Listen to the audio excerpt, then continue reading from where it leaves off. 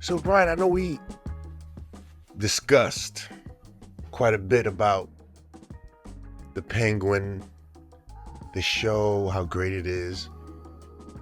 But every time we talk about it, we're always anticipating. Like nothing, nothing. He didn't see that. You know what I'm saying? You didn't hear that? Whatever it is.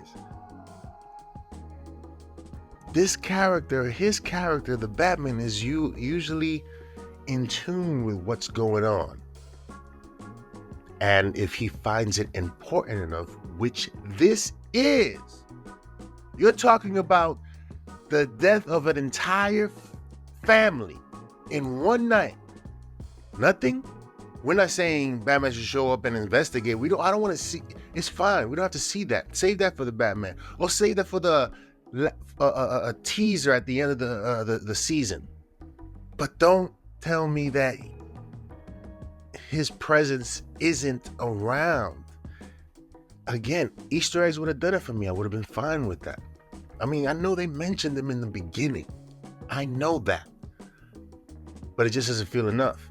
And we, Brian, were discussing whether or not Batman's involvement in this show in whatever capacity would ruin the experience of the Penguin. Your thoughts, Brian?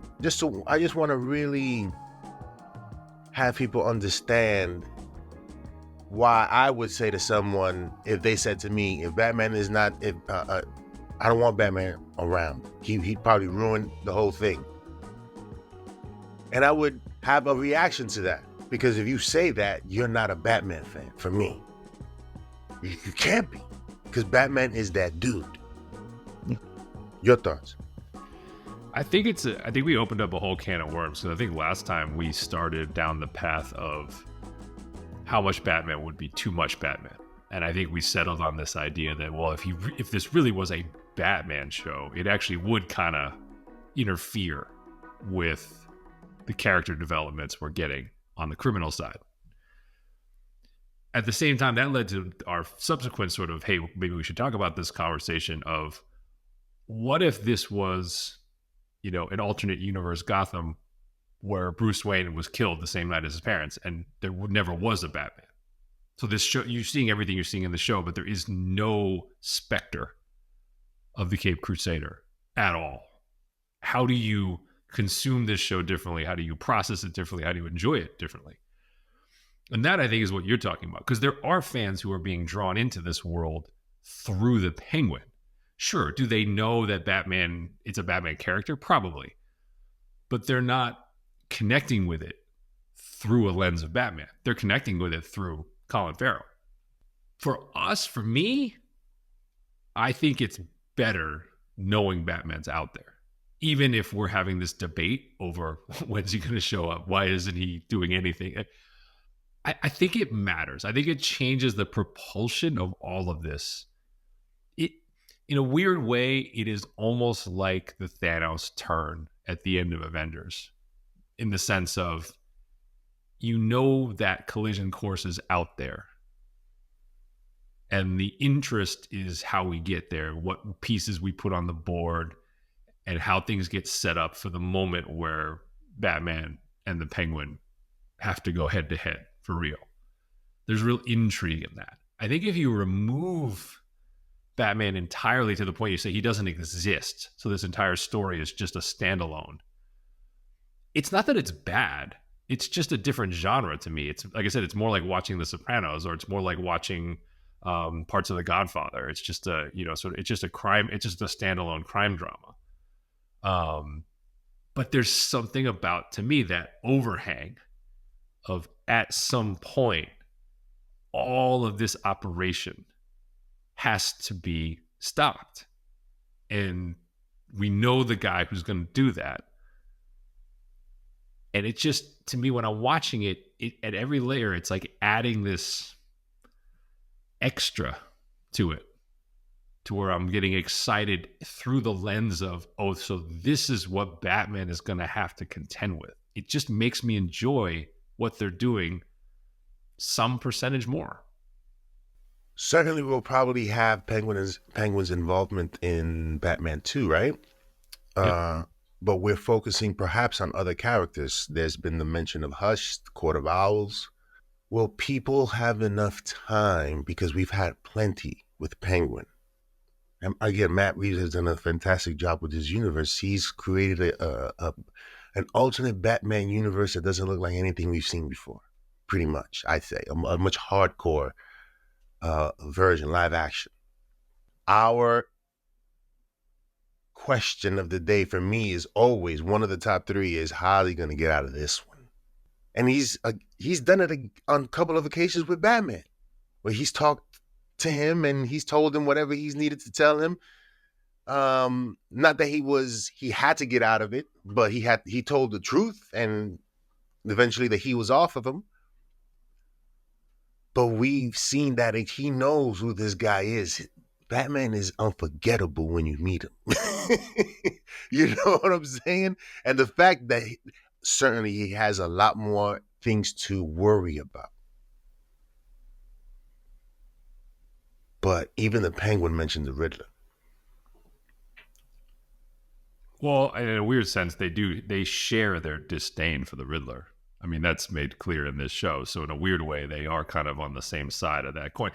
So as I've thought about this question, I can't decide whether Reeves is doing this intentionally or not, but there is an aspect of this version of the Penguin where he's very good at redirecting everyone else to thinking he's the lesser of the evils. Like, think about how he plays the Sophia relation, right? He's the one who murdered her brother, and he actually owns that. Yeah, and obviously it does tip her over the edge, but all along the way, she's suspecting that. And he's kind of being like, well, yeah, I'm a bad guy, but what about that guy over there? Like, you know, he manages to kind of position himself so there's always a bigger priority. And I weirdly feel like if we take it from Batman's perspective, the bigger villain in this show is Sophia, not the Penguin. Like, think about the actions that have occurred. Sophia is the one who murdered all of the crime family members, right? Sophia is the one who had dudes strung up in the street. So if we assume that Batman is starting an investigation at somewhere along the way, or Gordon's starting an investigation, the Penguin's drug running operation is not going to be first on that list. Not yet. Like, not right now. So that was the one thing where I was like, yeah, it's getting high profile, but weirdly, the thing that's most high profile is not what the Penguin's doing yet. Now, I will say his unifying of the triads and the other gangs, that's where that goes, is probably starting to get closer to making Batman pay attention. But to my point about Bob Kane Batman, that may be the whole thing about Batman 2 anyway, is that they want to reach full gang war on the street status. And that is maybe what Batman is going to have to turn his attention back to. But as I thought about it, I was like, yeah, you know, there's actually this clever thing of, similar to Batman 1, you know, Batman charges into the Iceberg Lounge and then Penguin kind of talks him down. Basically like, oh, we're good. Don't worry. It's all good. Like, you know, you beat the crap out of my guys, but it's all right. Like, he has that way. And I feel like that may be, this character could make it through this whole trilogy doing that. Like, he might be the bad guy who never totally gets put away. And I think the audience would actually kind of be okay with that. Yeah. But here's the thing. One more time, just to make it clear. If this show existed without Batman, I would watch it a different way. I would watch it with, despite how good it is, there would be that thing, which we're talking about still, even knowing that he's in this world. But there doesn't seem to be, like, we used to seeing Easter eggs, right? About certain little things, right? That like, oh, wow, yeah, that's cool. Yes. Nothing. If I'm going to criticize, I'm going to turn around and criticize this. What I would say is Reeves went out of his way at the beginning of the Batman to illustrate that early days Batman was causing fear among street level criminals, right? We see the symbol in the sky. We see the mugger react as if Batman's literally going to drop in and take him off the street in that moment. We see Batman unhinged beating the guy in the subway station to save that boy. Reeves really painstakingly made it clear the criminal underworld was aware of him and didn't know what to make of him other than he's a problem. Like already in year 2. So when you do that, and then you have this kind of operating unchecked to a certain degree, that is something that you have to resolve at some point. That's why I asked about passage of time, because I kind of was like, if all of this is supposed to have taken place within like a week following the flood, maybe. Like I could sort of see where Batman's attention might be on more citywide problems and rescues and things like we see him at the end of the movie, right? Bruce Wayne will be more involved because of the catastrophe, right? Bruce Wayne, the philanthropist, the one that's, I would want to, again, it's not about Batman. Bruce Wayne has to be around too. You know what I'm saying? Some mere mention, a $20 billion investment in the, whatever it is, a headline. Give me a headline. Yeah. Wayne. Yeah. That's actually a really good point. Actually, in some ways, that's probably a better point.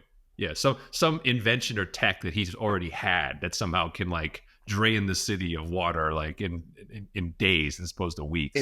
In my world, Ryan, he's retrofitting the city for his work. That's a good way to put it. Yeah.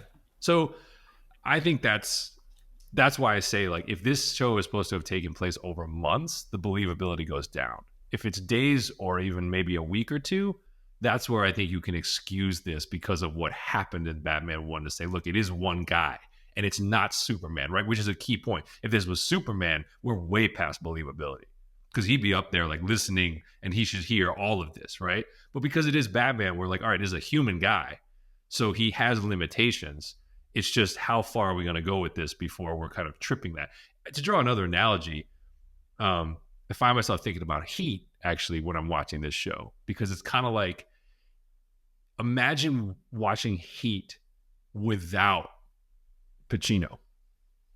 So if you're just seeing it as the biopic of De Niro, Sizemore, and Kilmer, it's not a bad movie, right? That's an interesting movie. But the urgency comes from Vincent Hanna, right? And I draw that comparison because not because Vincent Hanna and Batman are the same character, but they're a little unhinged, right? That's the idea. Like they're the hero, but they're flawed. But they're really, really good at this one thing. And so the movie's like momentum comes from Pacino chasing De Niro throughout the movie. So if you take the chase aspect out of it, it's still interesting, but I don't think it's as classic as it turns out to be. And that's still interesting. Yeah, it's still interesting from the performance of De Niro and the other guys. But you'll always be missing but that other guy, man. To this show's credit and to Reeves' credit so far, Penguin is making the Batman better, meaning the movie. It is, because it's adding context and layering to the city we were dropped into, in my opinion. Like yes. To the people who are seeing this show and going back to watch the movie, which is happening, right? There are people who are doing it in that order, not in the order we did it. I would suspect they appreciate Gotham differently than we did when we watched the movie in the theater before we saw all this. I therefore have to reserve some judgment on this until I see the Batman Part 2.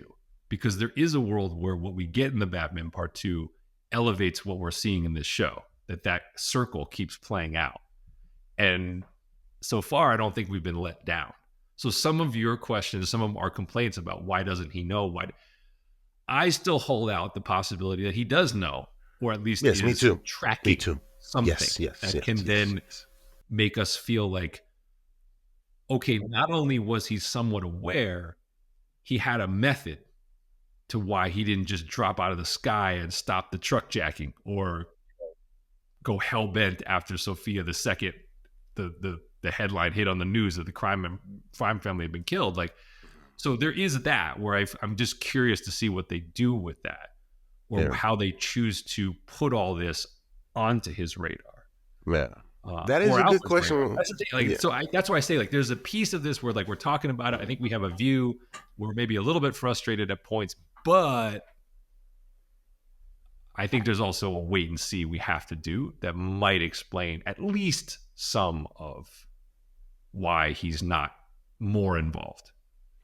I would be disappointed that when we do see him in the Batman 2, that he makes no mention of the events of the Penguin. I think there's almost no chance of that. Okay. I really do. I think there's almost no chance of that. I mean, the whole point of this thing has been a bridge. That bridge has to go both ways. True. Okay. Yeah, I mean, I just don't think they would act like, okay, we did character development on Oz, and here's Oz and Penguin 2. I just need to hear his breakdown. His emergency awesome breakdown. You know what I'm saying? That's what I need to see. Like, you know, at Sherlock Holmes at the end, he breaks the whole thing down how he knew. I need to see something like that. Well, that's the thing. I think there are clever ways to do it, right? There's, you know, he could say, like, there's been quotes in this movie, lines in this movie. He could say those back to the villain that would let you know that he was listening at points. There's probably evidence or pieces of things that, like, I don't know. Let's say he pulls out like a bloody bill that clearly was on the table where Sophia dropped it in Vidi's, and you realize, like, oh, he's known what happened in that room forensically on some level, right? And it's just that's a bit, I don't think they have to be like monologues or expositions. It's just like these little things that are just like the detective was tracking this, and there was a tolerance for it that he had because I can't be everywhere. Yeah. And then it sort of leads into like, all right, now you guys have crossed the line. So, man, I wish I was part of that. I wish I was in that room writing Batman lines, you know. Because that's what made him dope. On this show. Huh? I have one other theory from this show based upon how we see Oz in flashback form. Okay. Notice how he's everywhere. Like he knows everything because he's like the crippled. He's sort of like the crippled limo driver. Yeah. But like weirdly, like when Sophia is like talking with the journalist and like he's just standing there. Like he's kind of like the priest. He's like in confessional. Like he knows everything, right? I wonder if he knows the Wayne story. Like I wonder if he somehow knows that, or because he doesn't know Bruce and Batman are the same person yet. But I wonder if he knows the Wayne's crooked family involvement in this and was there. I would say he does because of the files that he took. That he only shared a piece of what he knows. So yes. So to me, that is obvious leverage in his conversations with Batman at some point, that he inadvertently or deliberately provides information about the Waynes being dirty, and that almost keeps Batman off him for a little bit. So again, whether he knows the alter ego or not, he may somehow be like trying to save his own skin, provide Batman with information, and that information actually leads Batman to incriminate his own family, which then would make Oz valuable. So I could see it. It's just the way they're positioning him makes me think like he's almost like I said, he's just kind of like everywhere. He's like Waldo. He's like in all these scenes picking up info. Speaking of Waldo, it'd be interesting to see if somebody has undertook this project of wherever there's a lot of people, to sort of, especially during the day, if Wayne is standing around in his getup, hiding in plain sight, you know, to see if he's there. Like, oh snap, he's there. You know what I'm saying? That would be dope. That would be dope.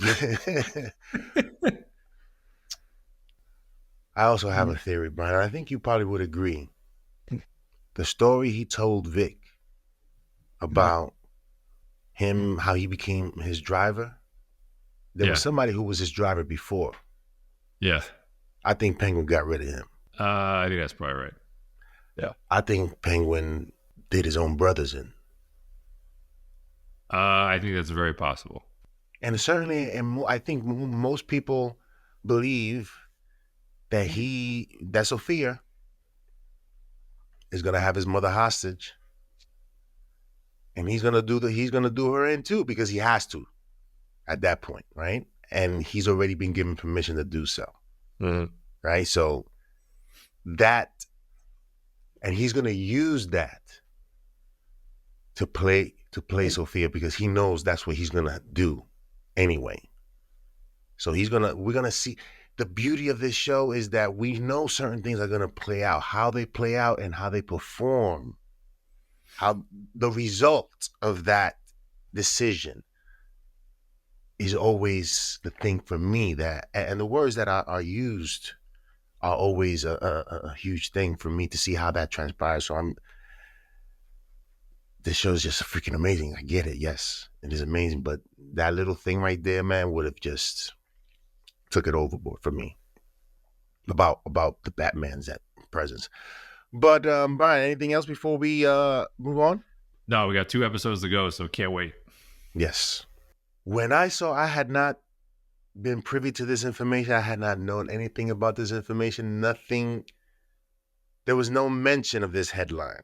The new Godzilla movie, Brian, -1. Director coming back. How much did he made this first movie for? So the reported budget was $15 million. He said it's less. He said it was less, and they won the visual effects Oscar. First time a Godzilla movie had ever been nominated, let alone won an Academy Award. You hear that, Marvel? You hear that, DC? Their effects at 15, whatever money they had, he'll probably get. I know I made a joke about them giving him 20 million and they're going to like make it work because he wished he had 15 million. That's right. I would have been like, okay, how much more do you really need? Like, like 2025 and to make other stuff work, whatever it is, they're going to give it to him because why? It's going to make money. Yeah. That is a guarantee, in my opinion. That's a high probability, not a guarantee, but a high probability that it will make money and more money than the first one. What's going on with this, Brian? So I think they're in a unique. This is Toho, obviously the company that's had Godzilla since inception in Japan, announcing this. They're in a unique position, I think, in the state of the franchise. I mean, Godzilla's always been reliable for the local audience, for 70 years.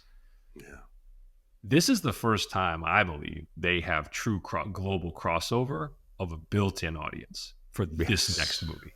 Yes. So what I am fascinated in is, do they simply make a sequel based upon the kind of the little cliffhanger they left at the end of -1, where he's destroyed but starting to regrow effectively, right? There's that hint, and then the eyes, right? So you kind of have a teaser.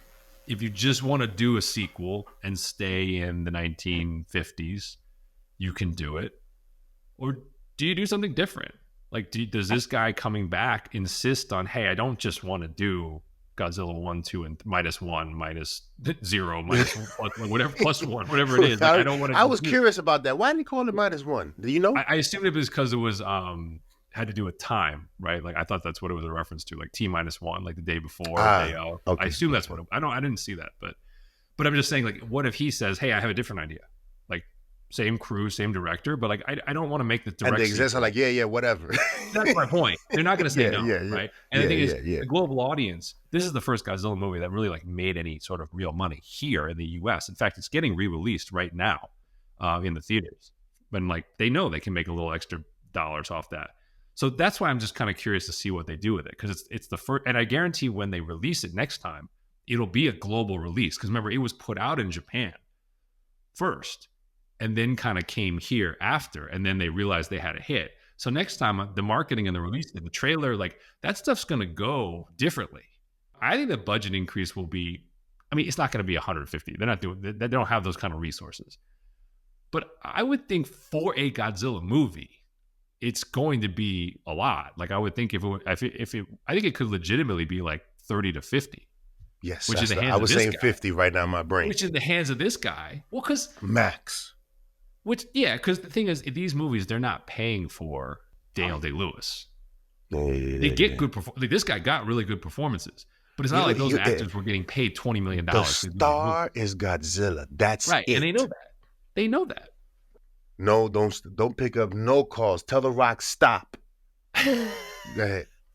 So that's what I'm fascinated because, like I said, this is going to be an event when it happens. And I think people on stateside will be there day one to watch this in the theater because they understand this is a movie that benefits from the theater. So I think it's great news. It probably was inevitable. Hopefully he got paid a little something for his work and winning the award, and hopefully that he got a raise. But I can't wait. I cannot wait to see what they do. They've actually managed to make this IP serious. Like he managed to take an IP that had gone from very serious in inception to incredibly silly. Yeah. And successfully silly, quite honestly. And he's managed to bring it back to truly serious. Now you could say like Gareth Edwards made it somewhat serious in the US, but that's silly. We're back to silly in the US. Yeah. We're having fun with it, but we're back to silly with Godzilla Kong and what they're doing. This guy is making like the true drama within Godzilla. Can't wait. I think it's great. I think it's great news. And by the way, in the categories of things we wished and if onlys and whatever, I know it can't happen, and I'm not going to be bitter, and I'm sure I'm going to be excited when the movie comes out. But I'm just saying, what if this guy was directing the Voltron movie? Can you imagine what he could do with a Voltron road beast combat and character development of the crew with what he did in Godzilla -1? I've always said I would have loved to seen it, even though we already kind of seen it with Guillermo del Toro and what he's done. How different would it be? Perhaps not so different enough that people wouldn't go out to check it out. But yes, in the hands of this guy, Toho, his name? Well, Toho's the company that makes it. But so I just Takashi Yamazaki. That's it. Yamazaki. Takashi Yamazaki. Sound like a rapper.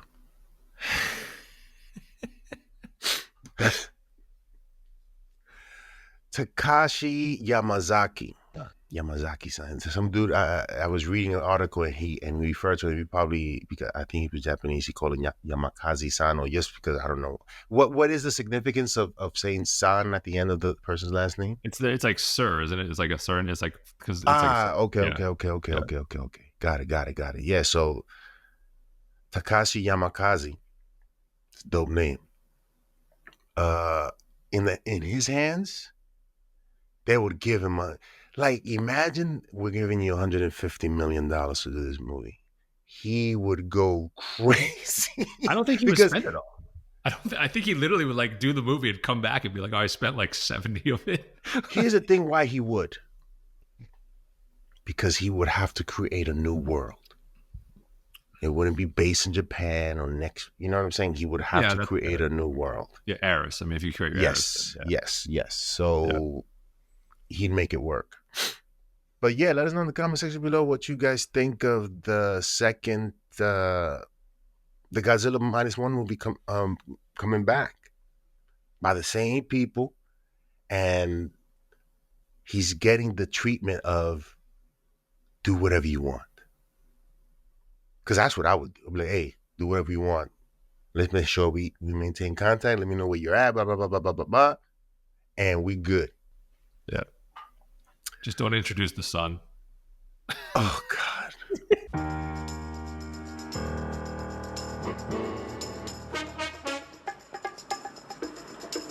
That's what I'd be doing if I was at the theaters, if I saw that kid.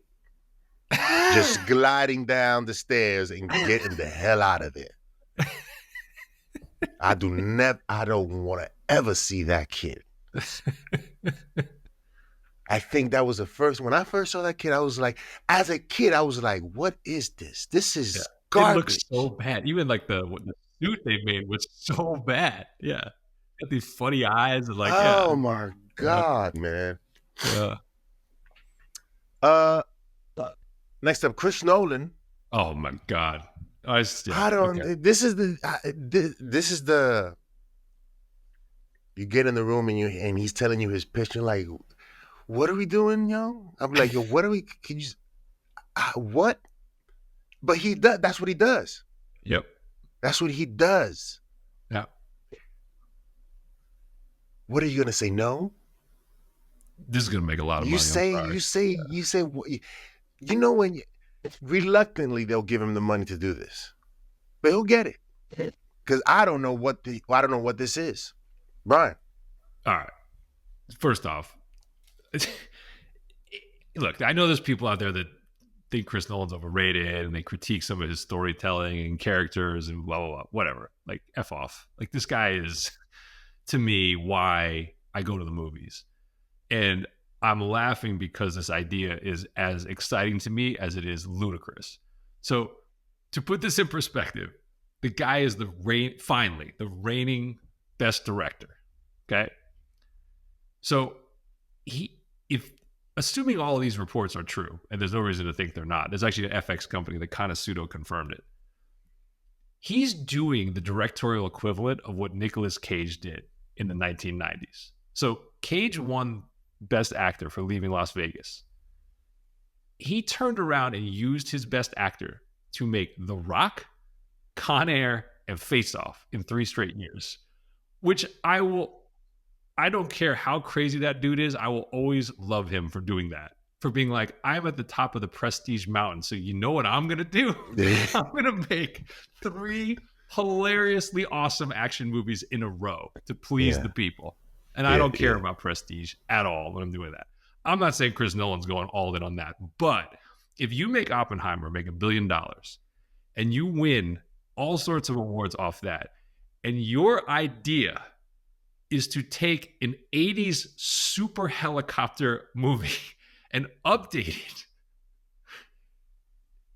That is the boss's boss thing you could possibly do. So the report is he is doing an aerial helicopter future cop movie inspired by the 1983 Roy Scheider super helicopter movie Blue Thunder. And he's already got confirmed Matt Damon and Tom Holland as his 2 lead pilots. He reportedly went to the IMAX company a year ago with ideas on how to change their tech. And IMAX on their earnings call confirmed the tech is done and they gave it to him. So he's going to do something we've never seen before in the air. Which is the hook. Using helicopters in IMAX. And we're getting this movie in July of 2026. Like, this is incredible. I mean, I was like, this is the only guy that would be crazy enough to do this and be like, yeah, that period of we talk about 80s IP. Yeah. One we have not talked about is like, remember that phase of like Knight Rider, Airwolf, Blue Thunder, Firefox, where everything was like a super vehicle? Yeah. Nobody's tried to update any of that. Well, the Knight Rider did try to come back. Yeah, but that was a terrible thing on NBC. Yeah. The car was terrible. The lead was terrible. They didn't understand how to update it. And even that show was like 10 years ago that they tried. Yes. My point is, nobody has really like accessed. Really, the A-Team update was the only movie from that period that anyone attempted to pull from. In movies, okay, yes. And so this guy's like, I'm going to go in and I'm going to do... I mean, they did Miami Vice, right, too?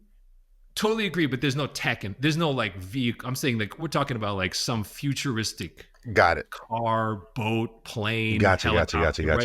There was a period where we had a lot of that on TV. Yeah. I loved Airwolf. Yeah, I'm a huge Airwolf fan. I don't. Super helicopter doesn't sound. I know the show is much. To me, the show is much better than it deserves to be. And yeah, the effects are campy at times, but some of them are cool. And wasn't there a show back in the 80s that there was this like there was this dude that he was like electric. He was a blonde guy and his body was like some sort of energy, and he used to get in this car that was like lit in blue or something like that. You don't remember that? I don't remember that one. No. Wow. Somebody in the comments gotta let me know, because I know I remember seeing something like that. It was back a long time ago. But go ahead. So I loved Airwolf. I watched Knight Rider too. But just that idea that there was this advanced technology prototype that could be used for good purposes or for bad purposes, and we would build this whole show or this movie around that. And Blue Thunder was that. Like, so Blue Thunder was a it was for the police, but it was built by the military, and it was supposed to like help with peacekeeping, but in reality they wanted to use it to actually just sort of perpetrate mass killings from above. And then sort of Roy Scheider is the pilot who kind of gets into the conspiracy of it all. And his junior sidekick was Daniel Stern from the Home Alone movies. And they go, and the villain was Malcolm McDowell. So it's not a remake. No, the indications are it's not a remake. It's just, it's the motif. Yes, So yes. And I think the other thing that makes me excited and why Nolan is the only person, one of two people I think that could really credibly do this, is if you think back to in Dunkirk, the aerial scenes are among the best scenes of that movie. And yes, I've heard that. Even some of the shots he did in Dark Knight Rises where he's using the Batwing, actual life-size Batwing that he's flying through the city as he's shooting it, like that's the early version of this, right? I think he's basically looking at that and saying the technology is, I can get the technology to a place where I can do something different in the air, in IMAX, along those lines. I think it's amazing. I mean, the only other director I said I think we know could do this would be Joe Kosinski because he did it in Maverick, right? So it'd be like aerials that blow you away. The other thing, by the way, Summer of Tom Holland is going to happen because this movie is third week of July in 2026.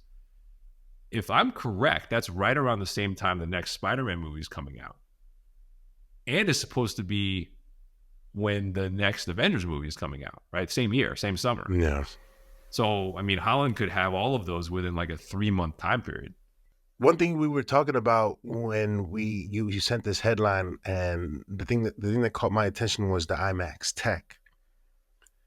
And one thing that sort of jarred my thinking into hoping some of that talk would have been applied to like something like Superman, right? Yes, go ahead, say it. Yeah, we've seen, and I've said this before, if you've been watching this channel, that they haven't done anything we haven't seen really that's impressive in terms of flying abilities. The perspective hasn't changed, the view hasn't changed. Although in Black Adam there were some things that they did that were really cool. I think Zach did a nice job in a couple spots. I think the scene where he flies for the first time is that's my single favorite. Yeah. That's and a lot of people's favorites. I actually liked within that he has the video game perspective at points where you're kind of the camera's appearing to be on Superman's shoulder and you're seeing him kind of turn and fly. I like that. And I liked his fight. The first time he showed it, and they shouldn't have showed it in the trailer, but his fight with Zod in the air where he punched when he was fighting, he was punching him. Yes. That was those two things to me were innovations for live action Superman.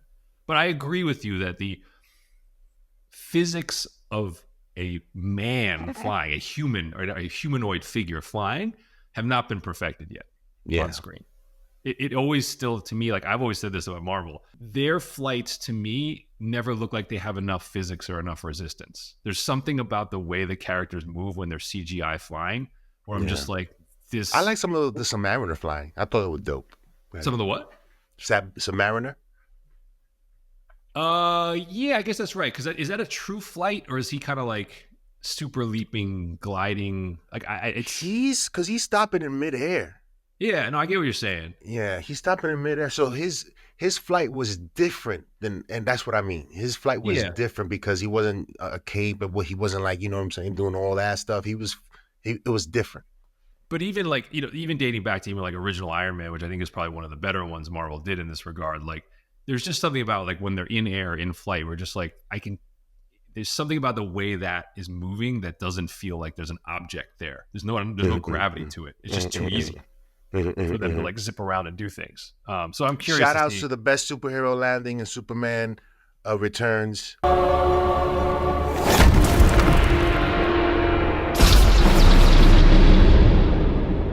Same example. I thought that the airplane rescue in that there's some stuff he does at the time was like, oh, that's cool and that's new and that's different. So I think we've made progress, but you're right. I don't think we've seen the one where we're just like start to finish. We haven't seen the Top Gun Maverick version of that yet, where you're just like, this is not like anything I've ever seen. So we'll see if Gunn has that. Now, Gunn visually has done other things, non-flying, that have made us pay attention. He's very good at staging and blocking that stuff. So we'll see if he can pull it off. But you're right. I mean, Nolan, Kaczynski, those are the guys. I mean, I wanted Kaczynski to do Superman before Gunn took it over. Like for that reason, I wanted to see the aerials be everything they could be. Yeah. Would it be $1 billion? I don't know. I mean, no, I don't think so, Brian. But like, he's not going to budget it that way, and it'll be such an event. And like, that's what I mean. Like, it'll be like an easy 600 for him. And yes, and but he already has you with IMAX tech, new tech, seeing something we've never seen before, and that's where you go to the movies. He gives you that every time. That's the thing, is whether you love or hate the movies, every single time you go, you know that he's going to give you something different. And to me, that's the responsibility of a filmmaker. It's like one of the number one things. Yeah, let us know in the comment section below what you guys think of Chris Nolan's decision to make Airwolf, Blue Thunder, Super Helicopter. Super Helicopter sounds crazy. Cop spy movie with new IMAX tech. I mean, whether you dismiss it as like, oh boy, whatever, when you see it, the trailer, whatever it is, he will have your attention. That's all I gotta say about that. Yep. Last thing, we have Garrett Dillahunt joining Lanterns, Brian. Who is he and who's he playing?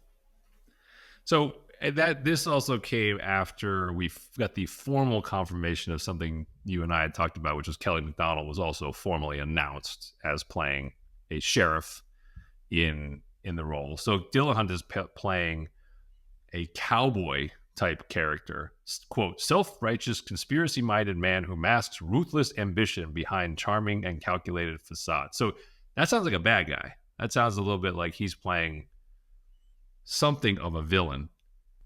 So something of a villain, certainly not the main, the bigger picture guy, but he's, again, and this is something I mentioned before, that we'll probably have characters who are the opposition to whatever the Lanterns are trying to discover.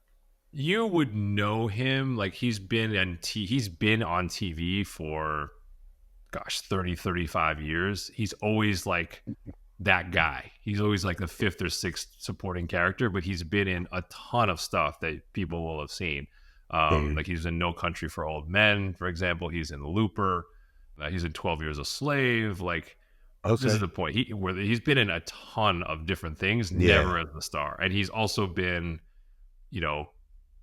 guest starring on TV shows that you've seen, everything from Law and Order to NYPD Blue to Deadwood to CSI. Like, he's done everything. Yeah, he's one of those guys. Quintessential, like, supporting type character, but never the lead. The one other thing that came out of these two castings was they said the town, right? So you have a cowboy character and you have a sheriff. The town in question is in the Heartland somewhere. So what has been dropped was the trigger for this show is there's some kind of murder, which I'm guessing will have some sort of supernatural tie-in, that occurs in a Heartland town, and it draws Hal to investigate along with, or then maybe he picks up Jon Stewart somewhere along the way. So we're getting these little nuggets of how they're stage setting this. But the hook is supposedly murder mystery in Heartland America. That just happens to have Green Lanterns doing the investigations. In addition to Kelly MacDonald, who obviously as the sheriff will be doing the investigation as the local cop. Well, we always ask the question, and many people have been asking the question, like, why are they on Earth? What's so special about what they have to discover there? And that is a huge question that'll be answered really close to the end, right? And that should lead towards whatever else that they're wanting to show us after that. Do you want them to be in space at any point in this first season? Like, do you feel like it's necessary? Long run, yes. I'm saying yes. Long run, yes. Season 1 specifically. Do you need it? Because and now that I know that we're getting sort of an origin story of Jon Stewart, it makes more sense that is on Earth to me right now. As I was thinking about it, before we really take him someplace that he has to sort of ease into, right? And being a new recruit, I would suspect it makes more sense to do that and have us wait for the bigger stuff in theaters or whatever the case may be. But towards the end, I hope they leave the planet, right? Or they meet something has to happen towards the end that changes the environment. Because again, this is Green Lantern. Whatever that may be, do we see him in full costume? I don't. There's a lot of questions here, Brian. Because what does a dope Green Lantern show looks like, right? For a lot of people, that means a lot of different things. But collectively, we have to have the ingredients that everybody's gonna like, and I that's think you're difficult right. with lanterns. Yeah, I mean, I think you're right. You have the ingredients for why they should start on Earth. I mean, clearly Earth will be is part of Hal's sector, right? I mean, he's the Lantern Legend, as they said. So clearly he watches over Earth. So he would probably stop there pretty regularly. You have probably the whatever unusual paranormal aspect of this murder mystery that's going to draw him in, like why he would have to go there to investigate it. We need a catalyst for that. It can't just be like a random killing. And then there's the question of how much of John's origin are we getting? Is it Hal going solo into this mystery and then realizing the mystery has also somehow intertwined with John Stewart pre-Lantern and then leads to him being recruited in? Has he already just been recruited in and this is his first mission and then we might get flashbacks to how he got there? Like there's a lot of different ways they could stage that that I think work. But to your point, I don't think they need to go off-world in this season. I don't. They probably need to refer in some way to an existence of the sector, like something else. I don't know how much of it we need to see. Maybe it's a teaser scene. Maybe it's like an Easter egg. But I mean, we do have to get a sense of world building beyond Earth, but I don't know that they have to like suit up and fly into Yeah, that. it would be more conversation stuff that happens. Yeah. Especially being Hal Jordan being the legacy, the legend that he is. He obviously seen a lot. So that would be the one way that you would see space, to my mind, is him flashing back and giving you exposition. And maybe that's their cheat code for making people happy and showing people who want to see fully suited Lantern wielding full Lantern powers. Like, here, we can show you how well we can do it in flashback, but we don't want it to be the centerpiece of the story we're telling just yet. I don't know. That may be because it is hard to credibly say to the non-comic book audience, this dude is the guy, unless you show why he's the guy. So he has to have a scene where you're kind of like, he can do things other people can't. And it can't just be like him like flashing his ring and doing a little something in the Heartland. He's got to do something like meaningful to make us respect him, right? We know that as a comic book fan, but like the general audience has to respect him as the mentor figure for Aaron Pierre. It is going to be interesting what this Lantern, because again, we don't know really what a good Lantern series is going to look like. I am excited for the attempt of giving us, I guess, a standard, I guess, of what that is, right? Or a bar.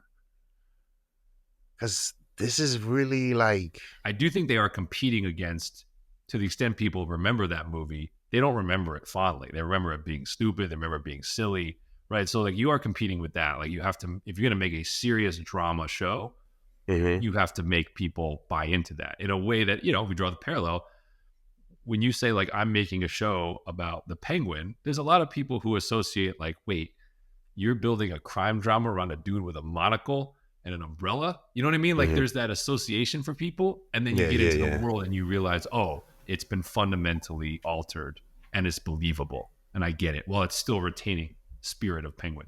That's what they have to do, I think, with this. Yeah, let us know in the comment section below what you guys think of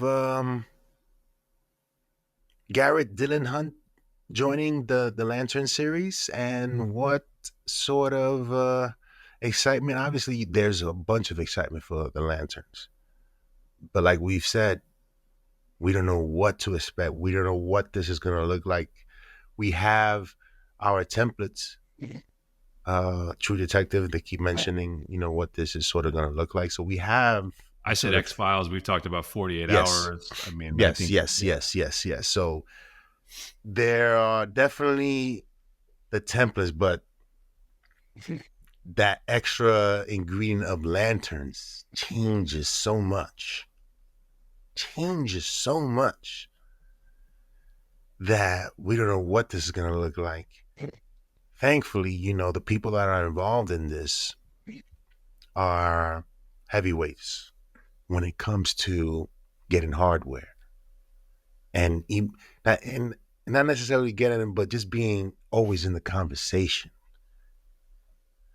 So there's a lot to look forward to, and I'd like to know what you guys think of what you guys think this is going to be.